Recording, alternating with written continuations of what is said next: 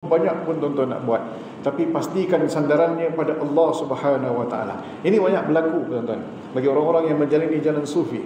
Mereka tersasar, mereka dalam keadaan mereka memegang satu perkara, iaitu amalan mereka itu tadi, yang membuatkan masa diri kan dia dihormati oleh orang, dikasihi oleh orang, dipandang orang lain, dihormati, ataupun di dalam keadaan dia berbangga diri dengan amalan-amalan yang dilaksanakan. Itu penting tuan-tuan. Ini sekadar perkongsian kita, di mana para ulama menasihatkan kita untuk jiwa dan kerohanian kita agar sentiasa dalam keadaan wasatiyah dan dalam keadaan kesederhanaan.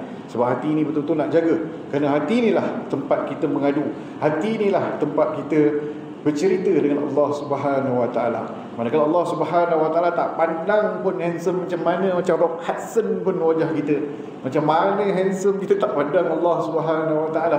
Cuma kelebihan yang Allah berikan pada wajah yang ada itu tadi untuk menunjukkan kebesaran dan kekuasaan Allah. Tapi yang Allah nilai